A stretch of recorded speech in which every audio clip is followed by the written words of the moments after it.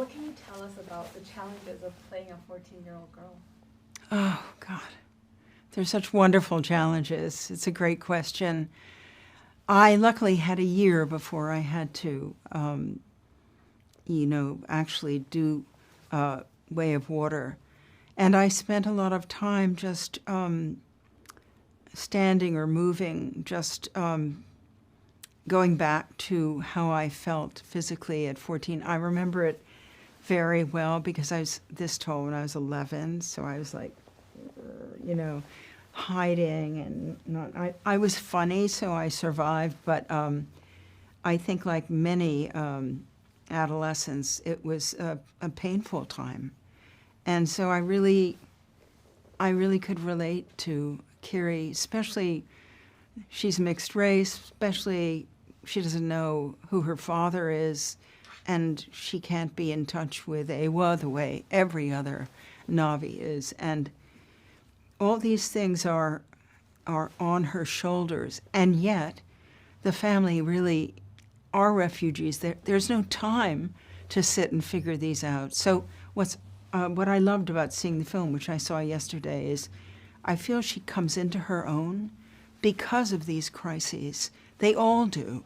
They all grow. They all find out they're much more, this is the children, find out they're capable of much more than they thought. And I do think that's adolescence. Where do we find Kiri at the beginning of Fire and Ash?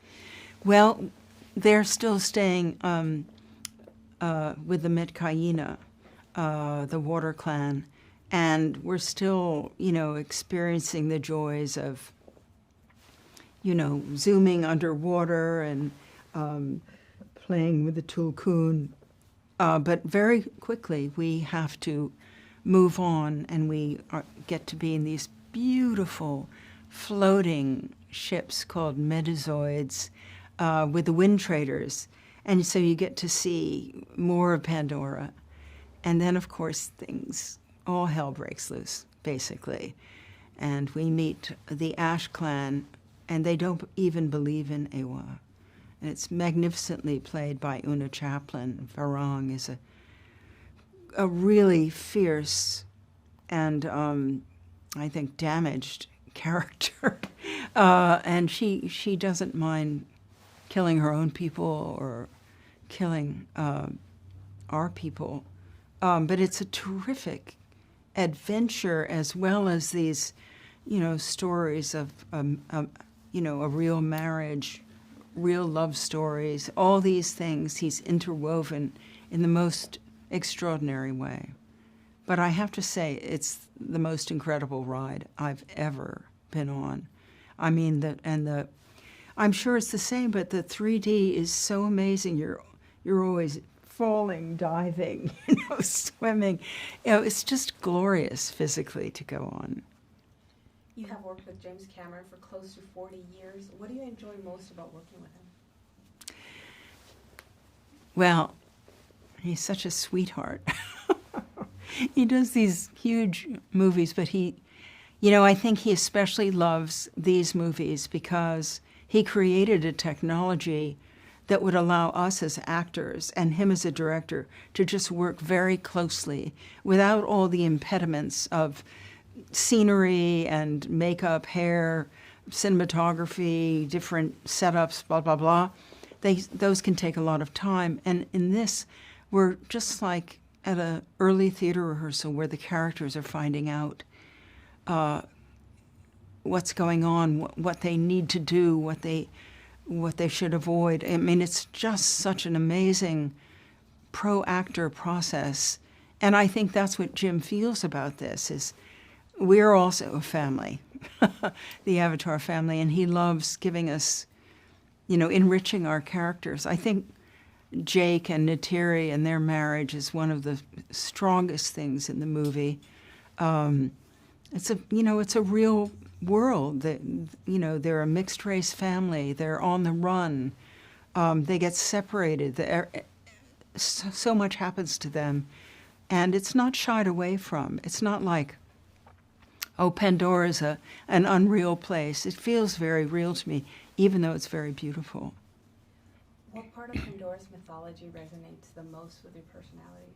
Well, I would say the connection with nature is something I've always had, and it is my happy place.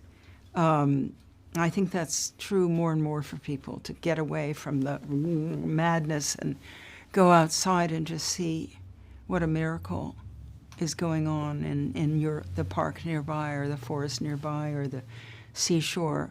We have big challenges, but I think Pandora reminds us of what a primeval planet is like, and encourages us to see the beauty all around us, no matter where we live. And we get to go on this ride with this family, who are all very different, but yet are one. And that's really challenged a lot in these movies, especially in this one. The kids have to, come to grips with these, they're separated from their parents at one point or several points, and they have to lead themselves, which I think for, teenagers is just like, really? Isn't anyone going to come and rescue us? And we have to rescue ourselves. And it's through these experiences that I think, certainly Kiri comes into her own and becomes more confident. Tell us what audiences can expect from seeing Fire and Ash on the big screen. Well, I have to say, after seeing it last night, it is the most amazing ride I've ever been on. I mean, half the time I was like this, because it was just, I almost feel like you have to see it twice. You have to see it to experience it and be, up in the air, under the sea, or so much to take in. Then you have to kind of go back and see it again and go, what was that? Because I feel it is this incredible ride physically, to be in these different worlds, and it's so nonstop. You almost have to remember to breathe, because it's so exciting and so moving and so full of joy. We have a really good time, the family, when we're not in danger. So